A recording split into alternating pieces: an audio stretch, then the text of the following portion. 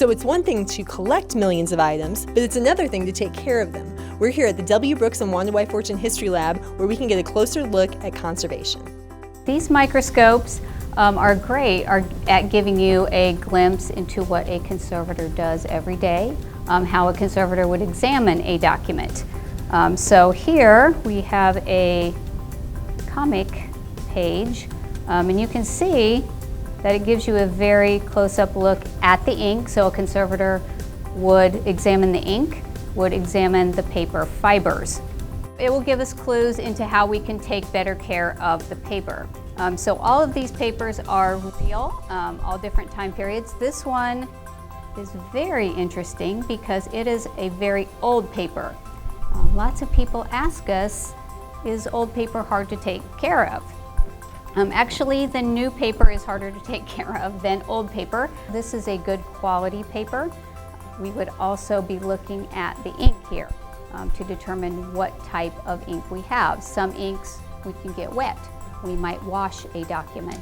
But really old papers, we can wash them, we can take out stains, so there's really a lot we can do with our different papers, but we need to know what we're dealing with first.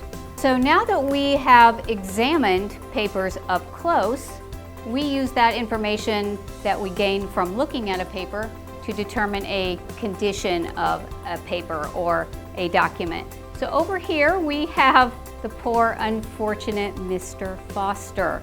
As you can see, he is very heavily damaged. This is pretty common in the types of papers that we get in every day. So Mr. Foster has very distinctive types of damage. So most of this damage that you see here can be treated in our conservation lab by a conservator. He would never look brand new, but the goal is to get a document in as good a shape as possible so that we have it for a long time. So over here, we have our digital Mr. Foster. So if you were interested in tide lines and wanted to know what those were, we can tap that and it shows you up at the top the tide lines. Even though the tide lines look awful, this is probably one of the easier things for us to treat. It was caused from moisture. The moisture kind of picked up the soils in the paper and deposited them down further on the paper. So this could be treated in different ways depending on the paper, depending on the ink. Sometimes a conservator will treat something chemically. Sometimes they will simply wash a document. One of the most difficult things to treat here would be matte burn. So Mr. Foster was matted with a mat that had acid in it. So you can see exactly where the mat was, those lines. That is where acid literally burned into the paper. So we could lighten that. It would be really hard to remove it, but we could make Mr. Foster look a lot better with treatment. We've examined papers now. We've talked about how we treat papers that have various issues with them. And now we're going to talk a little bit about storage. How you store an important paper makes a huge difference. So in this case, we have a bundle of old letters. It was found under someone's house in the crawl space, and termites made a home in this bundle of letters that date back to the Civil War.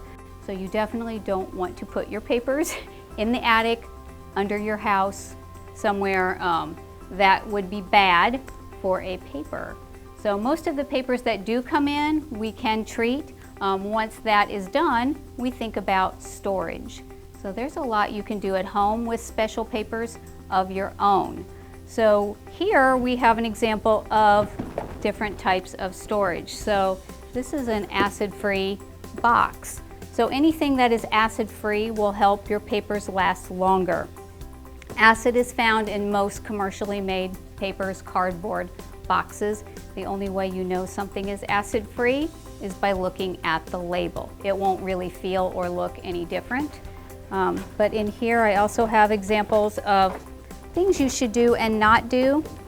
So this is an example of how you can take care of a paper without laminating it. Laminating sounds like a great idea, but it's really not, because you're doing something permanent to a paper that you can never undo. So conservators here always like to make sure treatments are reversible. In this case, rather than laminating it, we took 2 pieces of Mylar. So it's just kind of a clear plastic-like film, and we stuck the paper in between. We put some acid-free double stick tape around the edges, but we left a little hole in each corner. Paper actually needs to breathe. It needs air. We don't want to trap whatever acid is in this paper into the plastic. So this allows the paper to breathe, but it still allows you to look at it, handle it, and keep it safe. So laminating is not a good idea. If you can't do this, it's better just to leave it as is. One other thing you can do is put it in a folder. So this is also an example of a good type of folder. It looks like a regular file folder, but in this case, it's also acid-free. Again, you have to look at the label to know if it's acid-free or not, but you can just put your papers right in. That keeps them safe. You want to keep your important papers away from heat, away from extreme cold. Anywhere you are comfortable, the paper is also comfortable. You want to keep your documents out of any light source, so not only light from the outside windows, but also light that comes from light bulbs. Thanks, Lila. For more information on the work of our Conservation Lab, visit www.indianahistory.org.